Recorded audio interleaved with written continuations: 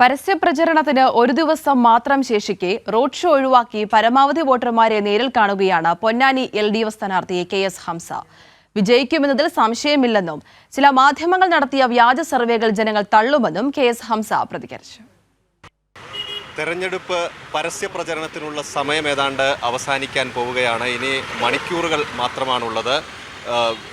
പൊന്നാനിയിലെ LDF സ്ഥാനാർത്ഥി KS Hamza നമ്മോടൊപ്പം ചേരുന്നുണ്ട്. പൊതുവിൽ ഇന്ന് സ്ഥാനാർത്ഥികളൊക്കെ വാഹന പ്രചരണവും റോഡ് ഷോ ഒക്കെ ആയുള്ള വലിയ തിരക്കിലാണ്. ഇന്നത്തെ പ്രചരണം എങ്ങനെയാണ്? തെരഞ്ഞെടുപ്പ് പടിവാതിൽക്കലെത്തി എന്ന് വേണമെങ്കിൽ പറയാം.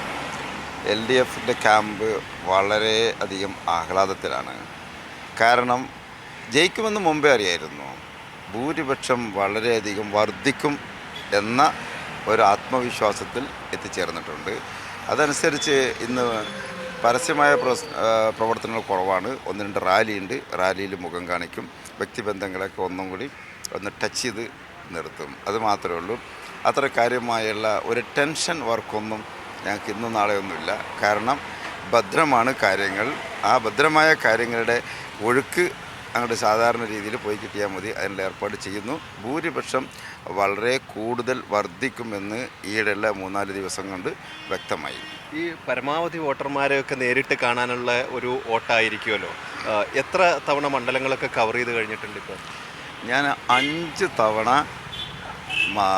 മണ്ഡലങ്ങൾ കവർ ചെയ്തു. 5 റൗണ്ട് പര്യടനം പൂർത്തിയാക്കി. ആദ്യ ഗ്രൂപ്പ്, പിന്നെ അങ്ങനെ കണക്കാക്കിയിട്ട് ഇപ്പോൾ അവസാനം പര്യടനം ചെന്ന സ്ഥലത്ത് തന്നെ 4-5 തവണ എത്തിയിട്ടുണ്ട്. ഒരു പക്ഷേ കേരളത്തിൽ തന്നെ ഏറ്റവും കൂടുതൽ വോട്ടർമാരെ നേരിട്ട് കണ്ട് വോട്ട് അഭ്യർത്ഥിച്ച ഒരു സ്ഥാനാർത്ഥി എന്നുള്ള ഒരു ഖ്യാതിയും കൂടിയും പറഞ്ഞു കേൾക്കുന്നുണ്ട് നമുക്കാണ് എന്നുള്ളത്. സജീവമായി ഇവിടെ ഉണ്ടായിരുന്നു. നോമ്പുകാലും മറ്റൊന്നും ഒഴിവില്ലാതെ നേരിട്ട് ആളുകളെ കണ്ടു. ആളുകൾക്ക് ഇങ്ങോട്ടും നേരിട്ട് കാണാൻ അവസരമുണ്ടായി. പകുതിയോളം വോട്ടർമാരെ നേരിട്ട് കാണാൻ സൗകര്യമുണ്ടായി എന്നുള്ളതാണ് ഇതിൻ്റെ പ്രത്യേകത. എങ്ങനെയായിരുന്നു ഈ ഒരു തെരഞ്ഞെടുപ്പ് പ്രചരണം? പൊതുവിൽ ആളുകളിൽ നിന്നുള്ള ഒരു ഇടപെടൽ എങ്ങനെയായിരുന്നു? പ്രത്യേകിച്ച് കുറച്ചു കാലം നോമ്പായിട്ട് പോയി, അതിനുശേഷം വളരെ സജീവമായ പ്രചരണങ്ങളിലേക്ക് കടന്നു. ഇടതുമുന്നണി മുന്നോട്ട് വെക്കുന്ന ഈ രാഷ്ട്രീയമൊക്കെ ജനങ്ങൾ ചർച്ച ചെയ്യുന്നുണ്ടോ? ഈ നോമ്പ് യഥാർത്ഥത്തിൽ നമ്മളെ ബാധിച്ചിട്ടേ ഇല്ല. കാരണം നോമ്പിൽ സാധാരണ പോലെ ഞങ്ങൾ വർക്കിറങ്ങി. എനിക്ക് നോമ്പ് ഉണ്ടായിരുന്നു. എന്നാലും അതൊന്നും വർക്കിനെ ബാധിക്കാത്ത രീതിയിൽ ചൂടും നോമ്പും ഒന്നും അത്ര മൈൻഡ് ചെയ്യാത്ത രീതിയിൽ സാധാരണ പോലെ തന്നെ മുമ്പോട്ട് വർക്ക് കൊണ്ടുപോയി. സജീവമായിരുന്നു റമദാൻ മാസം കാലം വർക്കടക്കം. പിന്നെ ജനങ്ങൾക്ക് കേൾക്കാൻ താല്പര്യമുണ്ട്. കേൾക്കാൻ താല്പര്യമുള്ളവരോട് സംസാരിക്കലൊരു സുഖമാണല്ലോ.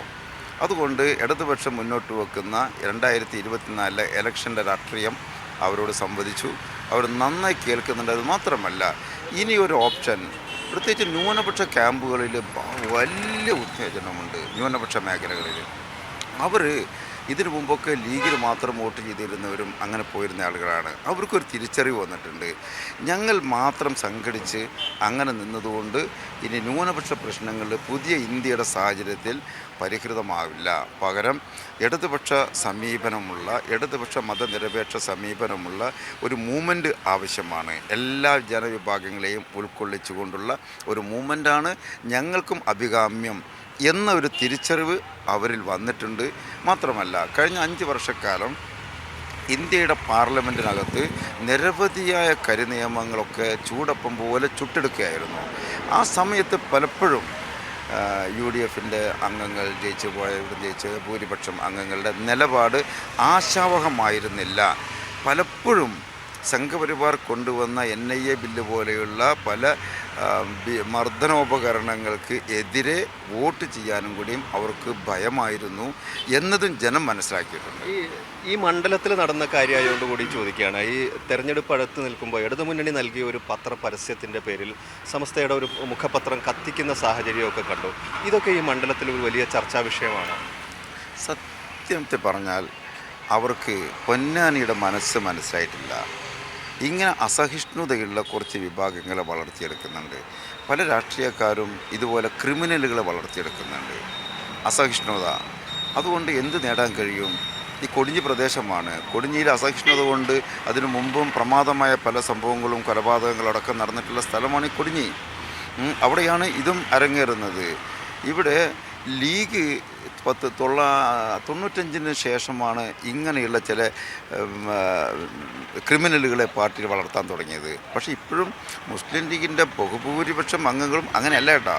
അവരൊക്കെ നല്ല നിഷ്കളങ്കരാണ്, നിസ്വാർത്ഥരാണ്, വളരെ നല്ല മനുഷ്യരാണ്. പക്ഷേ അതിൻ്റെ ഇടയിൽ ഇത്തരത്തിൽ കുറേ ക്രിമിനലുകൾ വളർത്തുന്നുണ്ട്. ഇപ്പോൾ ഉദാഹരണത്തിന് ആയിദലി ശിഹാബ് തങ്ങളുടെ മരണശേഷം അസുഖം വർദ്ധിച്ചതിന് ശേഷം അദ്ദേഹത്തിൻ്റെ മകൻ നടത്തിയ പത്രസമ്മേളനത്തിൽ ഒരു ലീഗ് ഗുണ്ട കയറി പറഞ്ഞ കാര്യം കണ്ടില്ലേ, നമ്മൾ എല്ലാവരും കണ്ടു.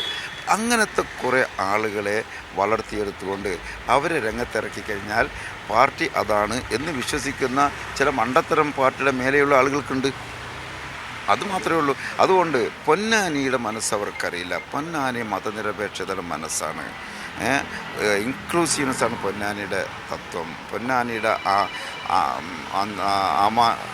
ആത്മാവിൽ അല്ലെങ്കിൽ ആത്മാവിൻ്റെ അറകളിൽ തിങ്ങി വിങ്ങി ശ്വാസം മുട്ടിക്കിടക്കുന്ന വിചാരങ്ങളുണ്ട്. എന്താണ് ഈ കോൺഗ്രസിൻ്റെ ദേശീയ നേതാക്കളൊന്നും ഇവിടെ പ്രചരണത്തിനെത്താതിരുന്നത്? മുകുൾ വാസ്നിക്, സച്ചിൻ പൈലറ്റ്, പ്രിയങ്ക ഗാന്ധി, രാഹുൽ ഗാന്ധി ഒക്കെ UDF വേണ്ടി കേരളത്തിൽ മൊത്തം പ്രചരണം നടത്തുന്നുണ്ട്. പൊന്നാനിയിൽ ഇത്തരം നേതാക്കളൊന്നും കണ്ടില്ല. ആരും കാണുന്നില്ല, അവർ വരുന്നുമില്ല. ഈ പ്രത്യേകിച്ച് കോൺഗ്രസ്സുകാരെ സംബന്ധിച്ചിടത്തോളം ഞാൻ ജയിച്ചാലും സംവിധാനം ജയിച്ചാലും ഒന്നല്ലേ. കാരണം ഇന്ത്യയുടെ ഒരു പ്രതിനിധിയാണ് പ്രധാനമന്ത്രിയാവുക, അവിടെ ഭൂരിപക്ഷം കിട്ടുക. ആ സ്ഥാനത്തേക്ക് ഞാനും പിന്തുണ കൊടുക്കുമല്ലോ, സംവിധാനം പിന്തുണ കൊടുക്കും. പിന്നെ എന്തിനൊരു മതനിരപേക്ഷ സ്വഭാവമുള്ള എന്നെ ഉൾക്കൊള്ളില്ലേ നല്ലത് എന്ന് കോൺഗ്രസ്സുകാർക്കും ചിന്തിക്കാമല്ലോ, അത് അങ്ങനെയും ആലോചിക്കാമല്ലോ. നാളത്തെ പ്രചരണ രീതി എങ്ങനെയാണ്? കലാശക്കൊട്ട് അങ്ങനെയൊക്കെ ക്രമീകരിച്ചിട്ടുണ്ടോ? വലിയ പാർട്ടിയാണ് അതൊക്കെ ആസൂത്രണം ചെയ്ത് വെച്ചിട്ടുള്ളത്. ഞാൻ അതിലേക്ക് കാര്യമായി കിടക്കുന്നില്ല. ആ സംഘടനത്തിൻ്റെ പ്രചരണ വേലകളൊക്കെ പാർട്ടിയുടെ ആസൂത്രണത്തിൻ്റെ ഭാഗമായിട്ട് നടക്കുന്ന കാര്യമാണ്. ഞാൻ അതിലേക്ക് ഇൻവോൾവ് ചെയ്തിട്ടില്ല. തീർച്ചയായും വലിയ പ്രതീക്ഷയിലാണ് ഇടതുമുന്നണി ഇത്തവണ പൊന്നാനിയിലുള്ളത്. ക്യാമറാമാൻ ജയേഷ് വില്ലോടിക്കൊപ്പം KT സാലിഹ്, കൈരളി ന്യൂസ്, മലപ്പുറം.